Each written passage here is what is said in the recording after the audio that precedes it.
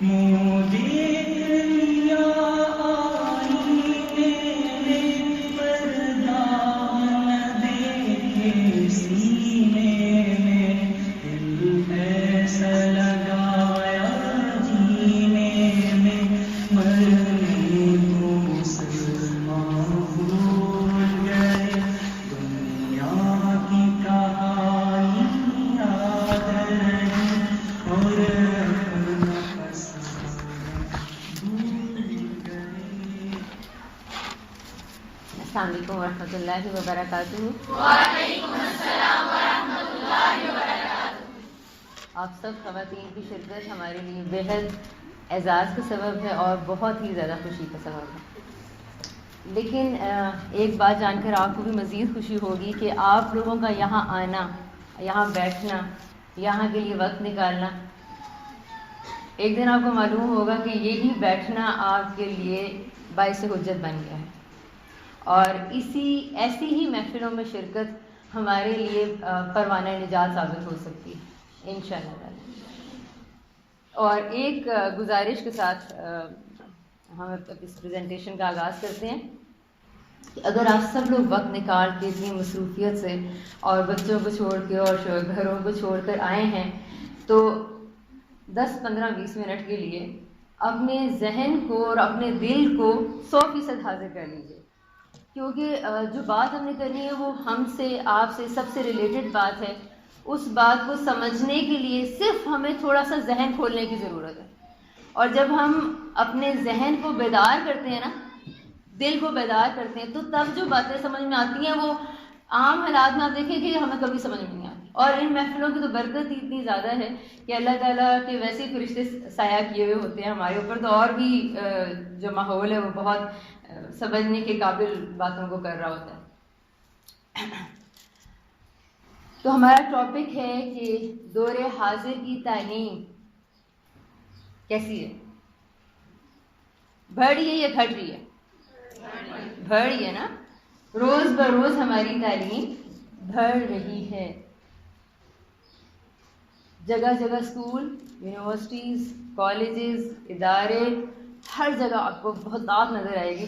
अब तो हर घर में एक स्कूल का कैंपस, एक बोर्ड लगा हुआ नज़र आ जाता है ना ऐसे।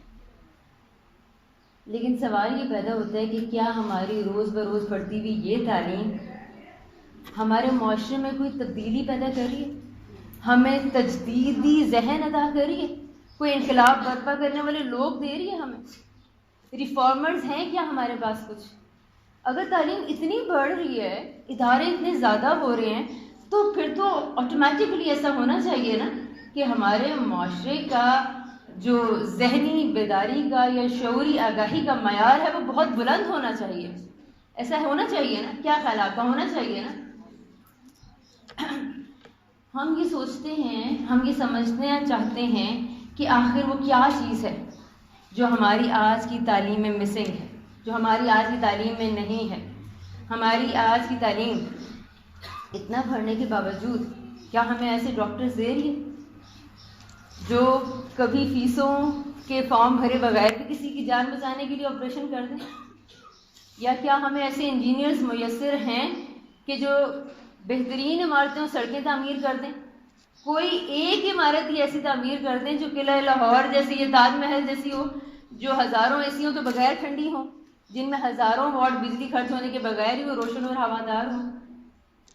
ऐसी बिल्डिंग्स नज़र आती हैं हमें अब कहीं? आपकी बिल्डिंग्स में तो बस गर्मी बस होती है। क्या हमारे पास ऐसे लोग हैं जो किसी निज़ाम की गलती पे कोई बहस कर सकें? हम सब लोग लोगों के ऊपर तो बात करते हैं ना, यानी लोगों के ऊपर तबसरे हम सब करने में बहुत आगे हैं, लेकिन क्या किसी निज़ाम के बारे में कोई डिबेट करने वाले मौजूद हैं लोग? अच्छा, फिर इसी तरह हमारे पास कामयाब इदारों की कमी है, हमारे पास ईमानतदार ऑफिसर्स नहीं हैं। आप बताइए, ये जिन चीज़ों का मैंने जिक्र किया, क्या ये हमारे पास सबकी बात एक जैसी नहीं है? लेकिन होना तो ये चाहिए ना, मेजॉरिटी ऐसी होनी चाहिए, बहुत सारे कामयाब इदारे होने चाहिए। लेकिन क्या हमारे पास ऐसा है? हमारा मजदूर का ये हाल है कि दीवार चुनता है तो सीमेंट का, प्लम्बर नल के टूटियाँ लगाता है तो दूसरे दिन लीकेज, छाबड़ी वाले से सब्जी खरीदते हैं तो 2-4 टमाटर सेब गंदे डाल देने में उनका ज़मीर उन्हें कुछ भी मलामत नहीं करता। जैसे ही हम अपनी मासी के सर से हटते हैं तो फर्श के ऊपर बस गीला पोछा नजर आता है। हाँ, ये हम सब के मसाइल हैं, ऊपर से लेके नीचे तक हम सब के ज़मीर सोए हैं। हमारे पास हमारे जराइम के ऊपर गौर व फिक्र करने वाला जहन कहीं नहीं है। सबको दूसरों की गलतियां इतनी अच्छी नजर आती हैं, लेकिन हम सब अपने दागदार दामन देखने में नाकाम है। ये कैसी तालीम है? ये क्या शऊर का मेयार है? वो आगाही कहाँ है? दीन का इल्म हासिल करने के बावजूद भी हमसे ये गलतियां हो रही। और वो क्या खूब शायर ने कहा है कि आज की निज़ाम तालीम के लिए कुछ शेर पढ़ती हूँ। वाइस कौम की वो पुख्ता ख्याली ना रही, बल पे तबई ना रही, शोला मकाली ना रही, रह गई रस्म अज़ां रूह बिलाली ना रही, फ़लसफ़ा रह गया तलकीन ग़ज़ाली ना रही, मस्जिद मर्सिया ख्वां है कि नमाजी ना रही,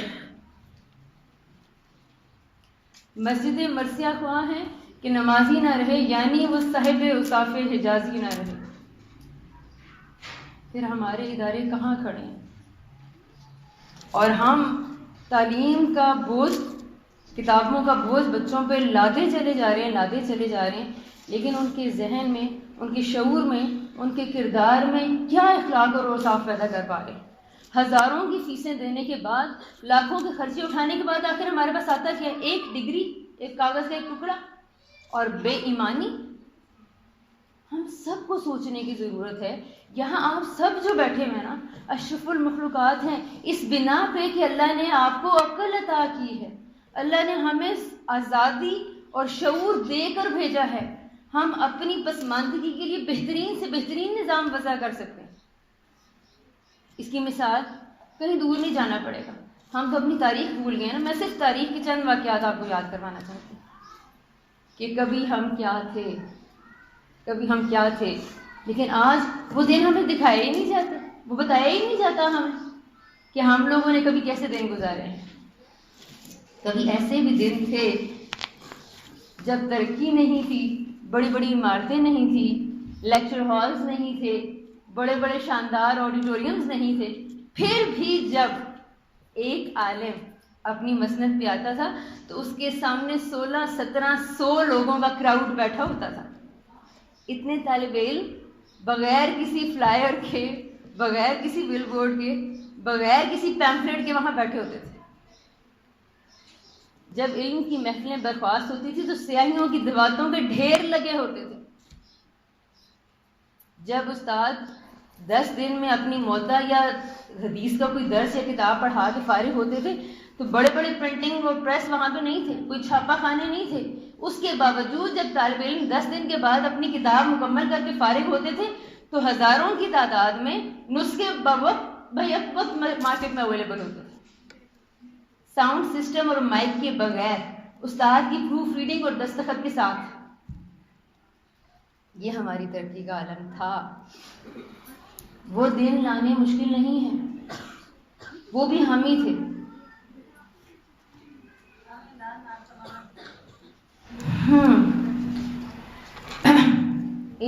और फिर उसके बाद ये कि इमाम मालिक के किरदार से और उनके औसाफ से आप सब लोग वाकिफ़ होंगे। उन्होंने इजलाल इल्म की और इल्म की कदर और कीमत बढ़ाने और कायम करने की ऐसी रवायत कायम की थी कि यूरोप तक फैली हुई सल्तनत के खलीफा और बादशाह, हारून रशीद जैसे खलीफा और बादशाह इमाम मालिक की इल्मी महफिल में आने के लिए धक्के खाते थे, लेकिन वहाँ हाज़िरी की कोई सूरत मुमकिन नहीं थी। और वहाँ पर खलीफाओं और हुक्मरानों और बादशाहों के बच्चों को महज इसलिए एडमिशन नहीं मिल जाता था उनकी क्लास में आने का, ऐसे बड़े बड़े उस्तादों की क्लास में आने का कि ये खलीफा के बच्चे हैं, बल्कि वो आपने सुनी होगी, बचपन में हम एक लेसन पढ़ते थे कि मामून रशीद उस्तादों की जूतियाँ सीधा करते करते तालीम इल्म सीखने के काबिल हुए कहीं जाकर। तो ये वो वक्त था जब तालिब इल्मों को पहले बहुत से आदाब सीखने पड़ते थे इल्म की महफिल में आने के लिए। माएँ अपने बच्चों को जब रुखसत करती थी ना, तो वो वाकया भी आपने सुन रखा होगा कि एक बच्चा काफिले के साथ, पता चलता है कि जी काफिला इल्म के एक बड़े मरकज़ में जा रहा है, तो वो भी सफ़र में शरीक हो जाता है। सब कुछ ज़ादेरा सारा सफ़र में ख़त्म। जब मंजिल पे पहुंचता है तो पाँवों में छाले और बदन में कपड़ों की कमी और वर्म जगह जगह। लेकिन आगे जब देखता है कि इल्म की महफिल सजी है, उसके तकद्दुस में अपनी हाय हाय नहीं करता, हमारा मेरे सर में दर्द है, मैंने तो नाश्ता नहीं किया, बल्कि वहाँ इल्म की महफिल में बैठ के बाकी लोगों के माहौल को देखते हुए तिनका उठाया और लिखता जा रहा है। जो उस्ताद बोल रहा है वो लिखता जा रहा है। महफिल बर्खास्त हुई तो उस्ताद को बड़ा ताज्जुब हुआ कि ये शक्ल नहीं है, चेहरा नया है, ये कौन है? बुला लिया। कहाँ से आए हो? नाम बताया बच्चे ने, वहाँ से आए। क्यों आए हो? इल्म की प्यास लिए आया। कहा गुस्ताखी, इल्म की महफिल में ये गुस्ताखी कि तुम तिनके से खेलते रहो, कभी हाथ में मलते थे, कभी मुंह में लगाते थे। कहने लगा उस्ताद साहब, मैं तो किसी को जो कुछ था वो सब ज़ादेरा सफ़र की नज़र हो गया। जो आप बोलते जाते थे वो दवात के तौर पर यहाँ से गीला करता था, यहाँ लिखता जाता था, हाथ पे लिखता जाता था। उस्ताद को इतना प्यार आया। कहा अच्छा बताओ ज़रा क्या लिखा है।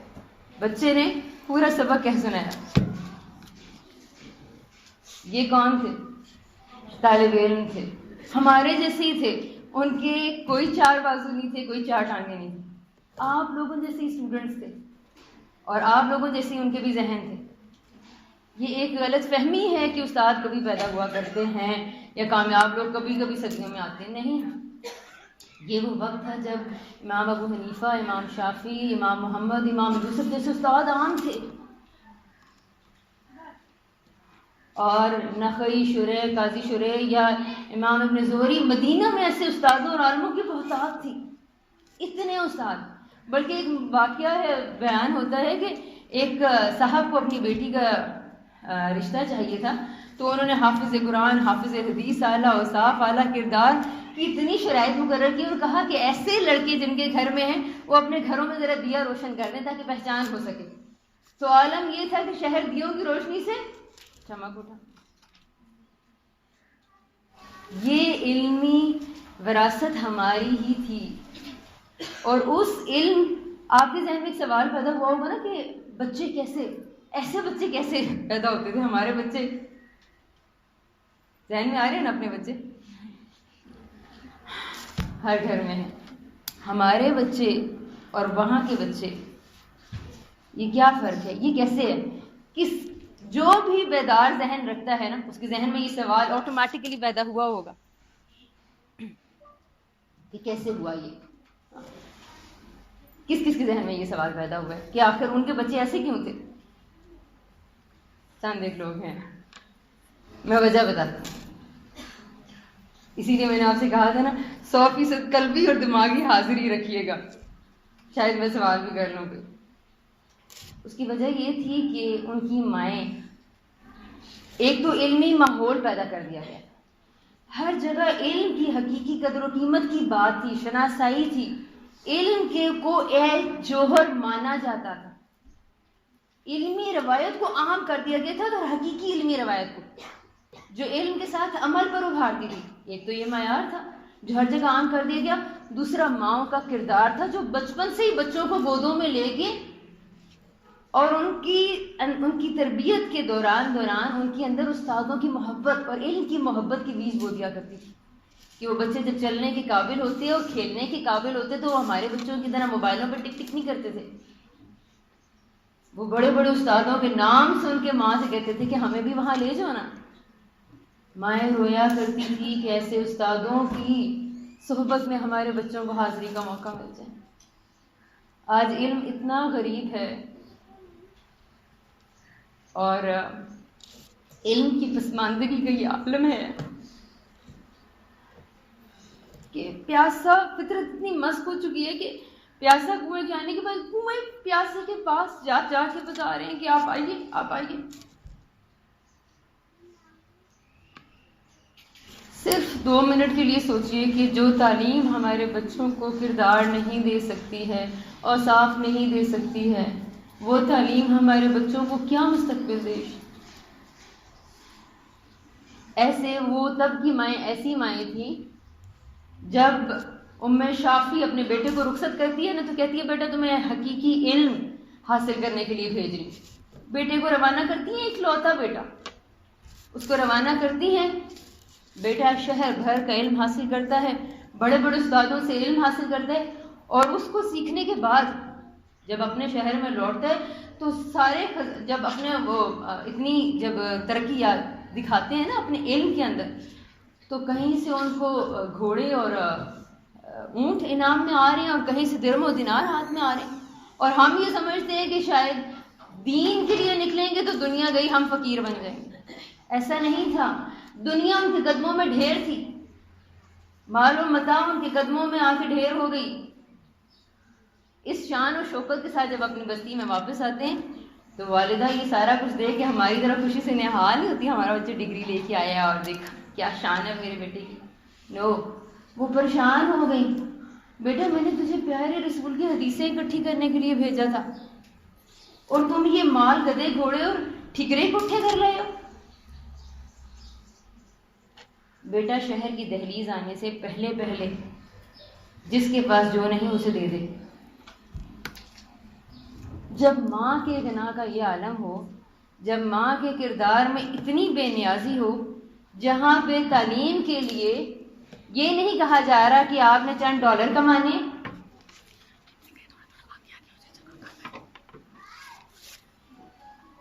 वहाँ पे डिग्री के हसूल के लिए और चंद डॉलर कमाने के लिए तालीम की नीयत दे के माएँ बच्चों को रुखसत नहीं करती थी। ये वो मसला है कि हम जल्दी जल्दी खामोशी के साथ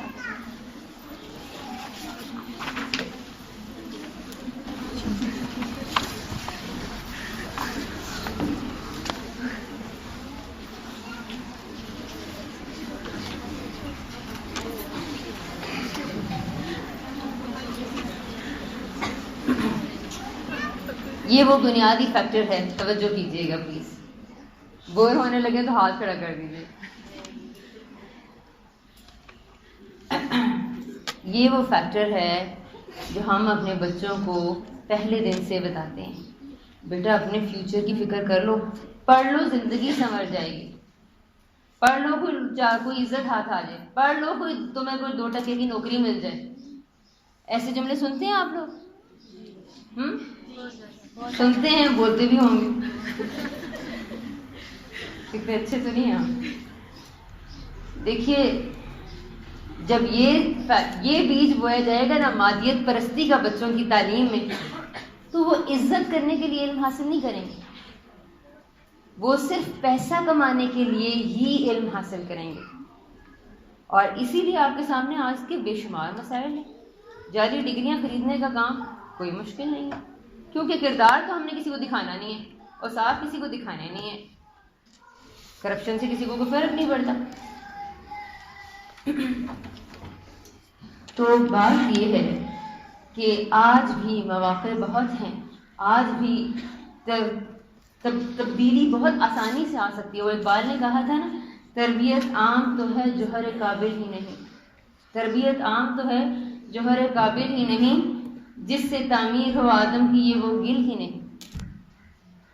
तो सिर्फ अपने अंदर के जौहर को बाहर निकालना है, सिर्फ अपने जहन के तालों को खोलना है, शऊर की ऊपर से गर्द की चादरें हटानी हैं। फिर आप देखें कि वही बच्चे जो स्कूलों में जाके थक के वापस आएंगे, तो कुछ औसाफ का जब आप तकाजा करेंगे ना कि बेटा मुझे सच्चाई चाहिए, मुझे ईमानदारी चाहिए, मुझे आपके 100% मार्क्स से उतनी गर्ज नहीं है जितनी कि मुझे आपके किरदार से लगाव है, तो फिर बच्चा अलर्ट हो जाएगा, अवेयर हो जाएगा। ये काम आपने करना है, बहुत सादा सा काम है, लेकिन इसके लिए पहले अपने आप को इमाम शाफी की माँ की तरह बनाना होगा, अपनी कल्बी और जहनी तैयारी के साथ।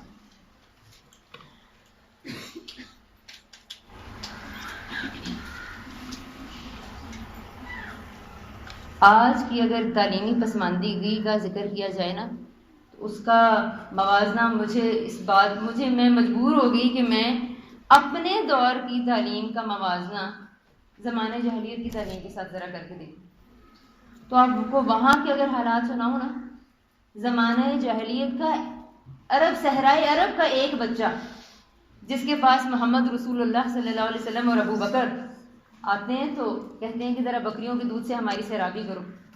तो वो फरमाते हैं कि बच्चा कहता है कि ये बकरियां मेरे आका की अमानत है। जब तामीर काबा का उस ज़माने जहलियत में हलाल और हराम माल की तमीज़ का इतना शऊर था कि जब तामीर काबा का मौका आया तो शुरफा की जब हलाल आमदनी ख़त्म हो गई तो मुगनियों की और शराब फरोशी करने वालों की हराम कमाई को लेने से इनकार कर दिया गया और तामीर काबा को अधूरा छोड़ दिया गया। हतीम आज भी इसकी मिसाल है, जहाँ जाकर आप लोग नफिल पढ़ते हैं। रूम और फारिस के अजीम और शान तहजीबों को छोड़ के एक बच्चा माँ बाप वहाँ से निकलता है, इराक शाम मूसल से होता हुआ सहराए अरब में आके बसने लगता है। किसकी तलाश में? हक की तलाश में। ये वो तालीम थी। जहन जब इतने बेदार थे, जब शऊर इतना था। वक्त की कमी के बायस चंद एक बातें तो रह गई हैं, लेकिन चूंकि आज की महफिल तालिब इल्मों के लिए सजी है जो अपने इल्म से फारिग हो चुके हैं, तो मैं उनको कुछ बात कहना चाहूँगी कि तालीम में दीन हासिल करने के बाद भी हम ये गलती बाज़ करते हैं कि हम अपने इल्म का मुकाबला दुनिया की चकाचौंध मालो असबाब से करने लगते हैं। ये गलती कभी मत कीजिएगा। आपने जो जौहर हासिल किया है, आपने जो इल्म हासिल किया है ना, इसका तकाबुल आप किसी दूसरी चीज़ से नहीं कर सकते हैं। देखिए, आपको नकली गहनों की, नकली जेवरात के मराकिज़ जगह जगह नजर आएंगे और वो अट्रैक्टिव भी होते हैं, लेकिन असली हीरो की दुकानें कितनी नजर आती हैं? असली हीरो के मराकिज़ बहुत कम है और ख़रीदार उससे भी कम। तो अपने इस इल्म दीन का तकाबुल कभी दुनिया की हकीर चीज़ों से मत कीजिएगा। आप वो जौहर हैं जिनको हम पहचानते हैं। आपके पास वो इल्म है जिसकी हमें ताकत मालूम है। तो कभी अपने इल्म को अर्जा न समझिएगा। और दीगर तमाम नए आने वाले लोगों से इतनी इल्तिजा करूँगी कि अगर हमने इन तालिबात से तासुरात आपको दिखवाए हैं तो मतलब सिर्फ एक था, अगर सिर्फ एक थी। इन सब ने अपने अंदर ये कहा कि हमें सुकून मिला। जब भी इंसान अपने मकसद के करीब होता है तो उसे सुकून मिलता है और उसके अमल और इखलाक में बेहतरी आती है। और अगर आपको लग रहा है कि कोई मुश्किलें और कोई मुसीबतें हैं आपके शौक़ की राह में, जो शौक़ रख रहे हैं उनको तो मैं कहती हूँ कि अहलन व सहलन मरहबा, आज ही आइए, अपने शौक़ को ज़ाया मत कीजिए। और वो बड़ा ज़बरदस्त शेर है, शौक़ बरहना पर चलता था और रास्ते सारे पथरीले थे। शौक़ बरहना पर चलता था और रास्ते सारे पथरीले थे, घिसते घिसते घिस गए आखिर कंकड़ जो नौकीले थे। किसी परेशानी से मत घबराइए, सिर्फ एक बार कुरान और हदीस की तालीम की तरफ तवज्जो कीजिए। दुनिया भी आपकी और दीन भी आपका, लेकिन इससे बहुत ज़्यादा आखिरत की बुलंदी, आखिरत की कामयाबी आपके हिस्से में आए। तो इस नसीहत को याद रखिएगा कि वक्त फुर्सत है, कहाँ काम अभी बाकी है, नूरे तौहीद का इत्माम अभी बाकी है। अल्लाह ताला आप सबका हामी नासिर हो। जिसके दिल में अच्छे जज्बे, अच्छे फैसले करने का अज़्म है, इसको कैश कीजिए, अच्छी सी अपने लिए दुआएं मांगिएगा और कुरान और इल्म के, हकीकी इल्म के सफ़र की तरफ कदम बढ़ाइएगा। अस्सलामु अलैकुम व रहमतुल्लाहि व बरकातहू।